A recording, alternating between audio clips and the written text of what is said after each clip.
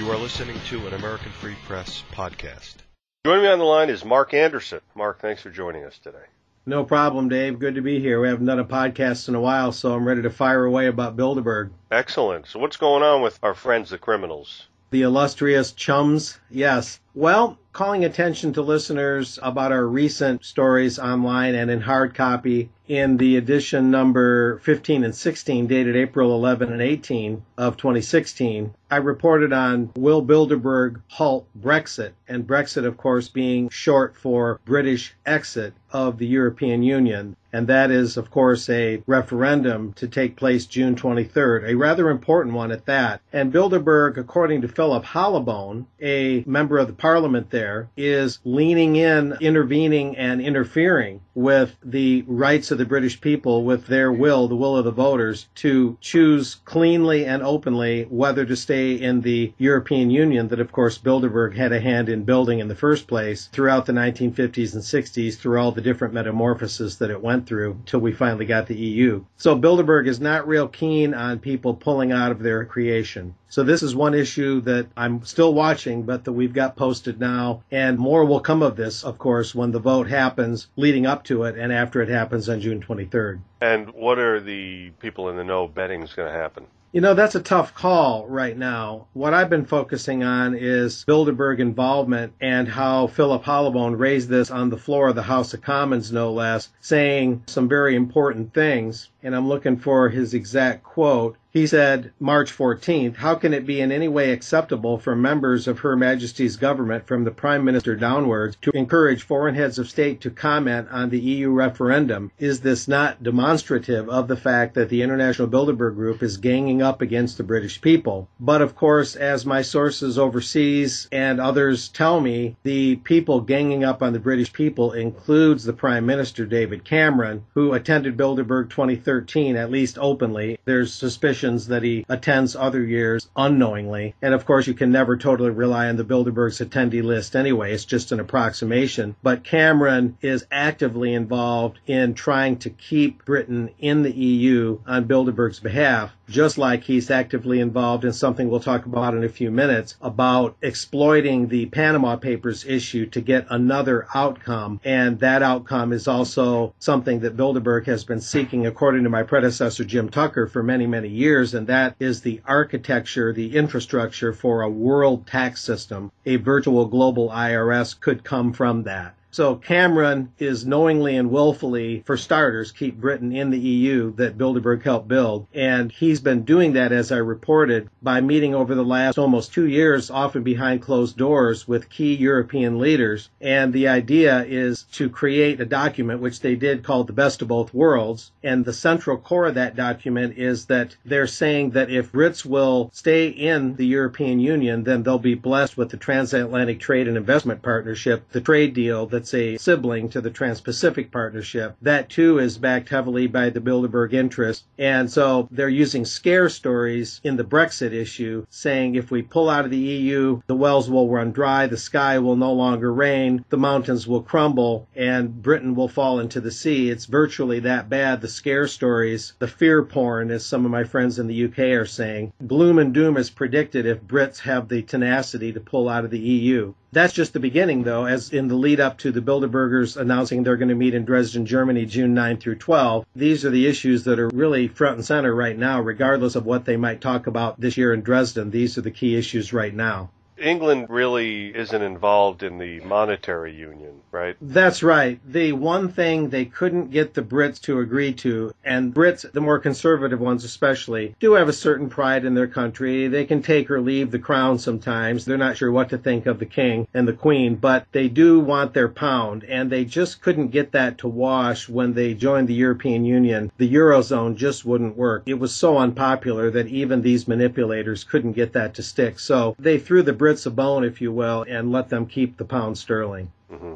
Of course, they've exploited the fear of people with Brexit, saying that if we can't trade with the 28 or so member European Union, if the Brits can't trade with them, with that bloc, and remember, the whole idea was to make the British economy overly dependent on exports to the European Union, because the whole idea of these trade deals, the TPP and this transatlantic deal, is to enrich the few and to make all countries overly interdependent. You know, the world always has some interdependence. A totally independent nation might not be a realistic thing, but they make them so interdependent that no one nation can be what you would call reasonably self-sufficient. So the Brits have been made overly dependent on exports to the EU, and now they're given this fear porn. If you pull out of the EU, the ships won't sail, the sun won't shine, we'll lose hundreds of millions of dollars in export income, jobs will rot on the vine if they're born at all. And as some friends of mine at the UK column who keep a real close eye on this have said, if they would allow the exit from the EU, Britain, over time, through a little bit of pain, would regain the relative self-sufficiency it used to have. Being an island nation, it always had some dependency on outside imports, but it would regain its dairy industry much more. It would regain a lot of things, given time, given an opportunity to be independent of the EU. But through this fear peddling, Cameron, working on behalf of Chatham House, which is the CFR's sibling there in England, and the CFR and Chatham House, the Royal Institute of International Affairs, both being spokes connecting to the Bilderberg hub. They're all birds of a feather. Operating on behalf of these interests, Cameron is really pouring on the fear about should the Brits want to exit the EU. But now he's going one better, and that is saying that with the Panama Papers, we've got to turn up the heat on forming an international cooperation toward an international organization to not allow there to be tax cheats anywhere. There should be no place to hide for tax cheats. What's ironic, Dave, is this came up at Bilderberg 2013 when I was over there in the UK. This was already bubbling under the surface, as some of my contacts told me over there, where they were already, 3 years ago, pumping this fear porn about Starbucks and Google and Apple evading British taxes, and how terrible is that. We have to remember that when they formed the Federal Reserve System and passed the income tax the same year here in the U.S. as the 16th Amendment, they had the same modus operandi. They said, we've got to have the Federal Reserve to have a stable currency and the income tax, and we'll go after those robber barons, the gilded class. We're going to get those Carnegies and Rockefellers, when in fact the Carnegies and Rockefellers were backing the Fed. They wanted the income tax. And this is how they work. It's psyops. They tap into our native sense of justice and get us to be angry and have an uprising, if you will, toward the rich and mighty, when in fact the rich and mighty are the ones that are stirring everyone up.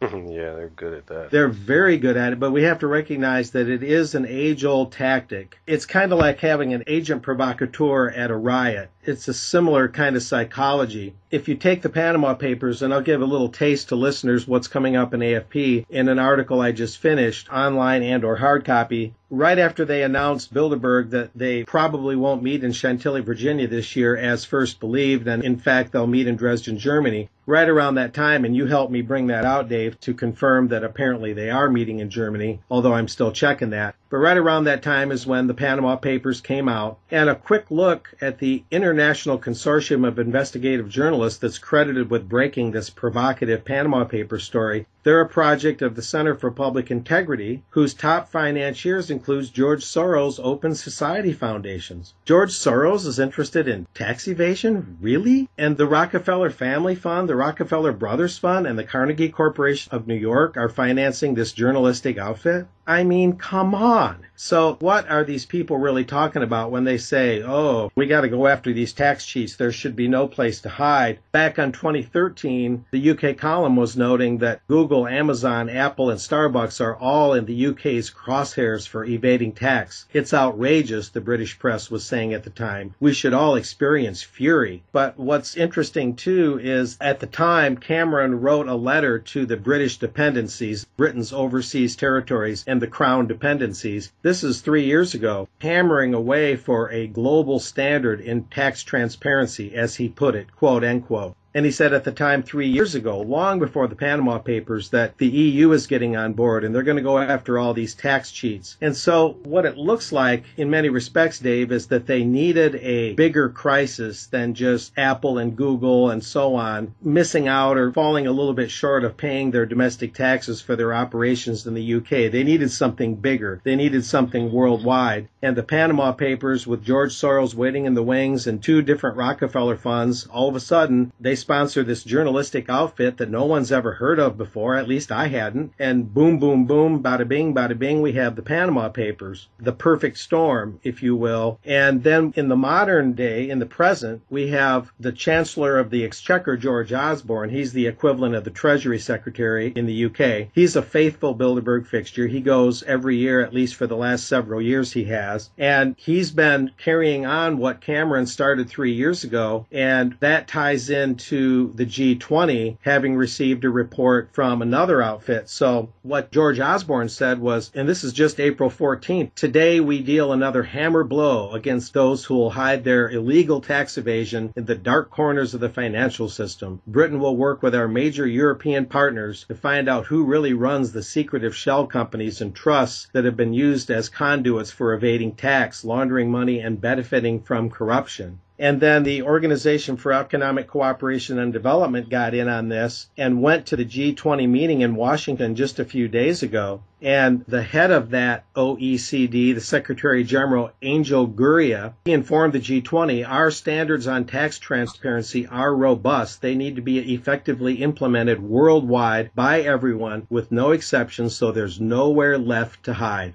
So the Rockefellers and George Soros are interested in there being nowhere left to hide for people with money that might want to park some of that money outside the tax till. And that can include celebrities, it can include smaller players, but that's just it. It seems like they want to develop a worldwide tax infrastructure that would catch a lot of flies, but I think typically the flies it would catch would not have the name Soros or Rockefeller, but would be smaller players and even the middle class, the almost rich, the sort of rich, and not the super rich. Does anybody even believe what these people are saying anymore? I really doubt it. I mean, it just sounds like such a hollow joke to say the things that these people are saying. They're going to find these tax cheats. I mean, they're the tax cheats. You think people know that? And what I wanted to ask you about, as far as Bilderberg goes, is, a lot of people will say, well, and we've talked about this before because we've been doing interviews on Bilderberg for many years, maybe 6 years, I think, right, since you've been covering them. A lot of people will say, well, Bilderberg really is nothing. They're overblown. They really don't do anything. It's just a bunch of people who think that they're important. They're really not, and they don't control anything. It's a joke that people would think that. Now, I know you've talked about how some of the stuff that Bilderberg has discussed at previous meetings has been implemented. Policy has been implemented along those lines. But is there anything definitive that people can look at and say, well, yeah, Bilderberg was definitely, without a doubt, pushing this, and this actually happened?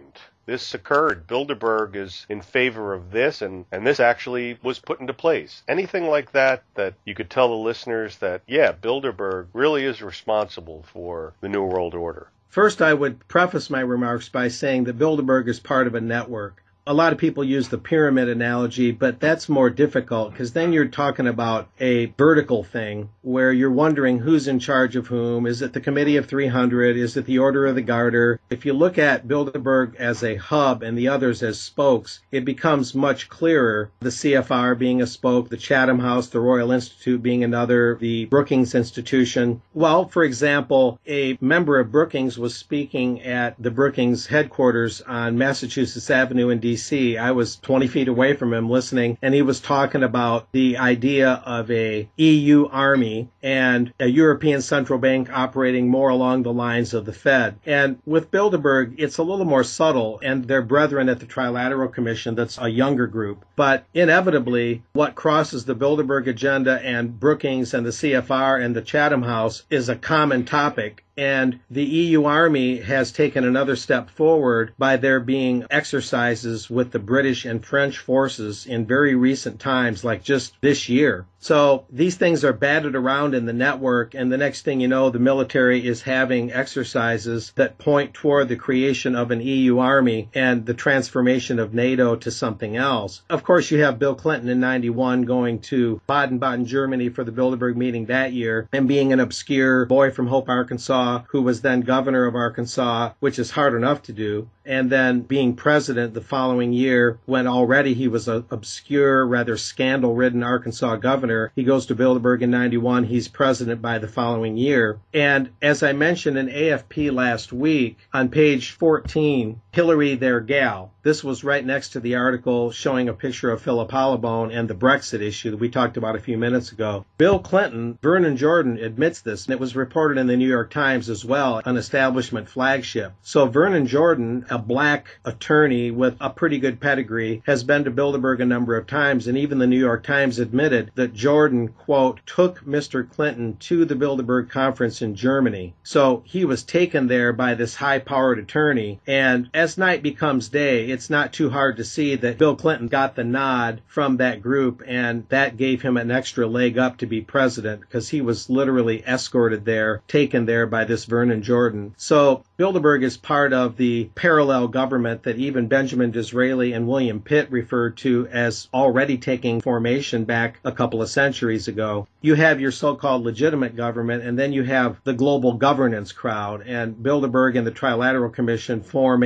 another government. I call it private government. They're not content with democratic rule, only to a very limited extent. They have to have their own candidate approval system, their own economic wheel, if you will, that has to turn a certain way and produce a certain kind of result. The TTIP treaty, the TPP treaty, and to reconstruct the world economy and the governance system along their lines. It's not always crystal clear on the cause and effect. I mean, I'll just be straight out honest, but that's the whole point. That's why having secretive groups like this is such a problem, because you have things come out of nowhere. You have candidates and policies that seemingly come out of nowhere, and no one can get a handle on why they happen. And that's why AFP has taken the lead over so many years, starting with Jim Tucker and the Liberty Lobby before him, in exposing Bilderberg, because we can't have secret government where we don't know rhyme nor reason why our world is the way it is. So we go after them for their secrecy. That's the very reason. That's the very problem. And to those that think they're just a harmless group having a meeting, Michael Meacher, a late British parliamentarian who spoke out on the floor of the House of Commons in 2013 on Bilderberg, the first major legislator to ever do so. For what it's worth, he died a year or two later, and he really wasn't that old, but we'll leave that alone. But at any rate, he hammered Bilderberg for about 20 minutes and took the former steering committee member Kenneth Clark, a British official, took him to task on the floor there for having attended Bilderberg 2013 in Watford, England. And Michael Meacher, this parliamentarian, late MP, he said there's no way, and he was a very experienced Labour Party politician, he said there's no way people of this caliber are going to go to all this trouble and expense to meet just to have a friendly fireside chat about stock prices. When you consider the old guard there, Henry Kissinger, David Rockefeller, the old guard of the Bilderberg Group, they obviously want to be able to make a certain amount of planning and decisions with no media other than their select media invited. And I call it off the grid. We call it the cone of silence, using the Get Smart metaphor. You and I have talked about that before, Dave. Yes. But the very idea of secrecy is repugnant in a free and open society, as JFK said. Just because you're wealthy doesn't give you the right to rule the world. So much more could be said, but what we're talking about today, it's very clear through George Osborne, the UK Treasury guy, and through David Cameron. Bilderberg is trying to prevent a referendum where the Brits leave the EU. As Martin Wolf, a Bilderberg journalist, has written about in the Financial Times, they're trying to discourage that with everything they can. And then, of course, they're trying to exploit the Panama Papers to create a global infrastructure for taxation. And Jim Tucker warned about that years ago in his book, The Bilderberg Diary, and in his AFP articles, that they were looking for a way to justify a worldwide taxation infrastructure. And so the influence is there. The handwriting's on the wall. The fingerprints are on the documents.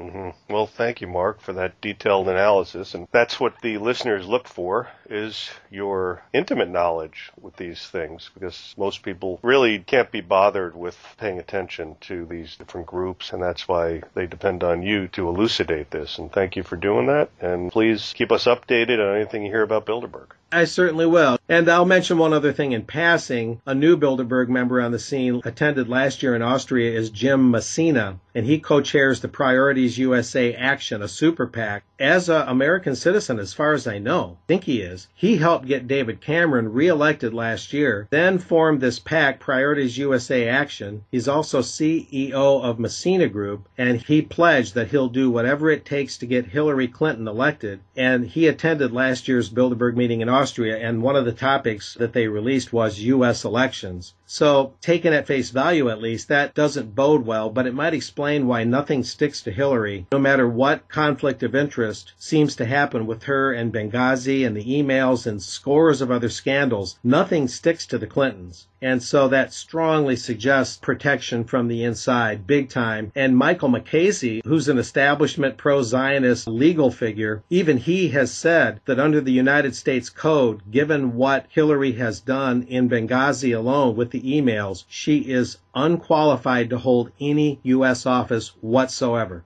Yeah. Let alone president. So, yeah, Clinton Foundation takes care of that. Yeah, talk about media and other power center protection. Hillary has got to be protected. Anyone else would have been indicted a long, long time ago. Yeah, that's pretty clear. Mark, please keep us posted on anything that's happening with our friends of the Bilderberg Group. Certainly will, and those listening right now, before our next hard copy comes out and or online articles, there'll be much more on the Panama Papers. So, excellent. Thanks, Mark. Talk to you real soon. Thanks, Dave.